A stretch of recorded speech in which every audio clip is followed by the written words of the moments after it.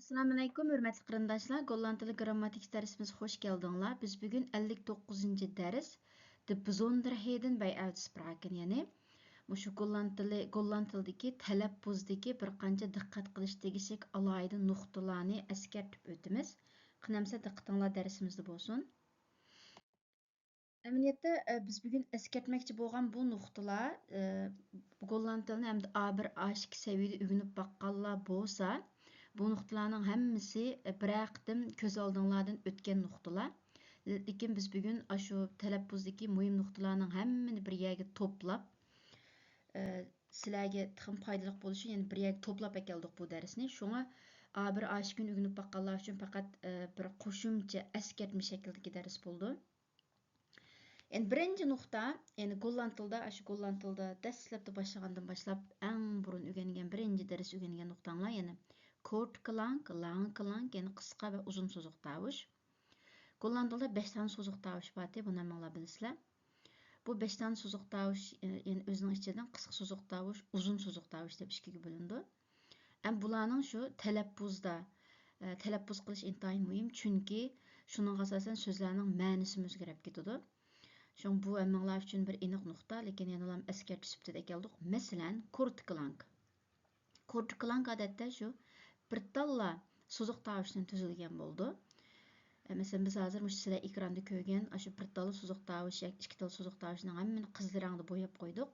Şu qızıl rəngdə boyalğan nöqtələrə alayda diqqətingizlərni qarşılığını tavsiyə qılmız. Man, yəni bu yerdə kortklang var. Oxuğandımı onda sozub oxumayımız man deplam. Yəni ə kişi degan məndə man, əgər bu uzun sozuq tavuşda gəlsə, o çağda man oxuğandımı səl uzuraq tələffüz qılıb oxuyumuz, o çağda ay degan mənidə. Yəni müş hərflərninki yazılışıda fərq bolsa, onun oquluşudan fərq boldu. Əgər də bunu xata şəkildə oxub qoysaq, mənisi bütünlüy özgürüb ketadigan əhvallar yüz beridi. Məsələn, man degan qısqa sozuq tavuşda ə kişi degan mənini bildirsə, man desək, ay degan mənini bildirir. Yəni misal, məsələn, bomba degan mənidə bom, dərəx. Yəni bunu əgər xata tələffüz qılıb qoysaq, xata yazıb qoysaq, həm də bütünlüy mənisi özgərib ketadi. Zon, quyaş, zon, oğul pərzənd, üçün degəndək, tağa degəndək, yəni şunun oxşaş. Bu qısqa və sozuq tavuşlarının məyli yazılışda bolsun və ya ki oquluşda bolsun, alayda diqqət qilishinglar muhim. İkincisi qo'shma so'ziq tavush. Endi Golland tilida bayqidek qisqa so'ziq tavush, uzun so'ziq tavushdan boshqa yana qo'shma so'ziq tavushlar bor.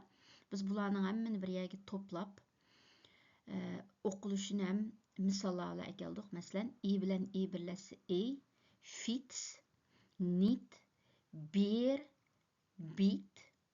O bilan o birlashsa buk, kuk, mut, tun, zut. E bilan i birlashsa i bilan y birlashsa o'xshashla yani mana ikkisini o'qilishi o'xshash. Masalan, trein, geit, ijs, kijk, pijn, zijn. U bilan i birlashsa deb, masalan, huis, duik, luik, uit.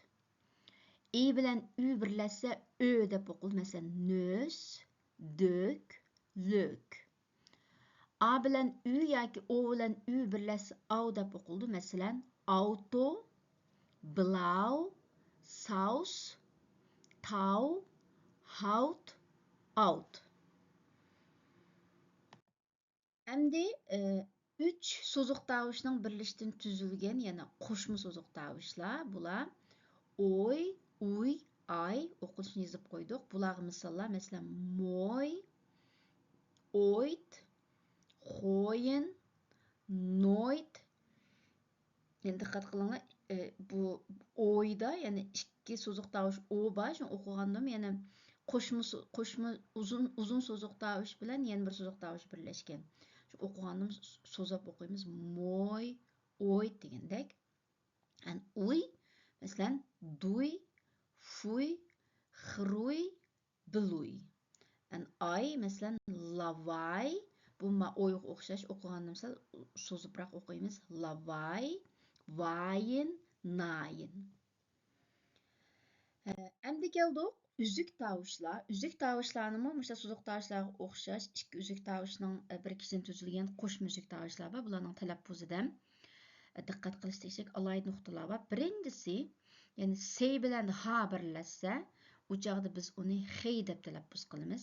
Masalan, lach, licht, acht, nicht, dochter, opdracht, nacht, kracht, lucht. Yani S bilan H birlashsa X deb talaffuz qilamiz. Ondan mushu Gollandiyada, xuddi bizning vatandimi, Qashqarning, Xotanning, Aqsuning har xil shevlari bo'lgandek, Gollandiyada ham shevlar bor. Mushu S H harfini talaffuz qilish, masalan, Shimoliy Gollandiya bilan Janubiy Gollandiyada o'xshamaydi. Janubiy Gollandiyada sal yenikroq talaffuz qilgandek mening shaxsiy his qilishimcha, lekin Shimoliy Gollandiyada sal bir ig'irroq talaffuz qildigandek. Shunga balkim agarda Shimoliy Gollandiyadek Janubiy Gollandiyada turadigan bo'lsanglar, bularda ham ozroq farqlar bo'lishi mumkin. Ondan yana birisi SCH, 3 üzük tavuşning birlashishdan tuzilgan bu qo'shma üzük tavuşda bu six deb, ya'ni s bilan xning birlashmasi talaffuz qilindi. Masalan, schol, schrijven, schoen, schoon, schop, schaap, schrik, schrijven. Men shu butun diqqat qilish tegishli tavuşlarni qizarangni bo'yab qo'ydim. Shunga alohida diqqat qilishinglarni tavsiya qilamiz. Endi keldik the Auftrag von ich. Ya'ni golland tilida ba'zi so'zlarning oxiri musha ich bilan oxirlashadi, lekin biz uni o'qiganda, talaffuz qilganda deb talaffuz qilamiz, ya'ni ich deb emas. Masalan, rustig emas, balki rustig, 30, aardig, 50, jarig, veilig, prettig, 80, gezellig, grappig, gelukkig. Yani ich bilan oyoqlashgan so'zlar deb talaffuz qilindi. Endi keldik like. Golland tilida yana bir turkum so'zlar bor. Like ham bir xil so'z yasag'uvchi orqa qo'shimcha. Bu ham so'zlarning ichiga kelgan vaqtda luk deb talaffuz qilindi. Ya'ni moeilijk emas, balki moeilijk, makkelijk, natuurlijk, duidelijk, smakelijk, eindelijk, hartelijk, dagelijk. Yani bular luk deb, luk yaqin talaffuz qilindi. Endi keldik n bilan x birlashgan vaqtda, n bilan k birlashgan vaqtda buning talaffuzi ham boshqacharoq. Ya'ni n bilan x birlashgan vaqtda ng deb bizning tilimizga yong'oqdagi ng deymiz-ku. Shunda talaffuz qilindi. Masalan, gang, ya'ni h a n gang, brengen, ring, dingen, jongen, belangrijk. Yani n bilan x birlashsa ng. N bilan k birlashsa ng qo'shilgan k har shekil talaffuz qilindi. Ya'ni ng qo'shilgan k. Masalan, bank, yani bank, ng bor, keyinda k bor, bank, bedankt, links, donker, denken, klinker. Yani n bilan k birlashgan vaqtda ng qo'shilgan k talaffuz qilindi. Ondan boshqa yana hem so'ziq tavush, hem üzük tavuşning birikmasidan tuzilgan qo'shma tavuşlarmi bor. Ulardan ü bilan v birlashsa masalan düven, hüvelik, schaduw. I, v birlashsa masalan new, news, opnieuw, yani deb talaffuz qilindi. Ondan qo'shma so'ziq tavush 2 bilan v birlashsa masalan sneeuw, schreeuwen. V birlashsa au, masalan blauw, gauw. V birlashsa o'xshasham yana au, masalan jou. Yani bular ham talaffuzda Сәл башқачарақ диqqətimizni qarşılayış nöqtələr bolğaçqa bularni əkeldik. Yəni bunu tələffüz qılğanda sınım qoşub tələffüz qılmız. Şu məsələn informati emas, bəlkə informatsi, politsi, situatsi, vakansi, lokatsi, operatsi, relatsi. Yəni bu yerdə siyerpi yox, lakin tələffüzü müştə, qaydası müştə. Şunu tələffüz qılğanda sini qoşub tələffüz qılmız. Anda yana bir xil alayda əhval. Əgərdə şu T hərfininki olduda say yoki pay bolsa, u çağda biz T'ni tələffüz qılmaymiz. U çağda faqat C deb tələffüz qılmız. Məsələn, funksi, yəni qarasanlar bunu T-E hərfinin olduda C var. Şunu bunu T'ni tələffüz qılmaymiz. Funksi, reaksi, yani T çüp qaldı, T'ni hiç qanday tələffüz qılmadıq. Resepsi, yani T'ni çüp qaldı. Çünki olduda P bolğanlıq üçün.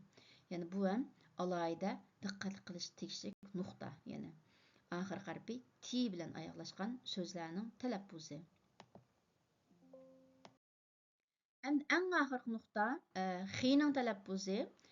Bu hem pek asan uçraydigan bir alayda əhvallar. Golland tilida bəzi və fransız tilidan kirgan sözlər var. Golland tilida J hərfi yoxçu. Yani bizning tilimizdagi jurnaldagi J Golland tilida yox. Lekin mush fransız tilidan kirgan ba'zi so'z, fransız tilidan oriyat olgan ba'zi so'zlarni shu x harfi j deb talaffuz qilindi ekan. Masalan, enerji, enerji deb o'qisanglar bo'ladi, lekin enerji deb o'qishim to'g'ri. Ya'ni ko'proq eng ko'p o'qiladigan shakli enerji.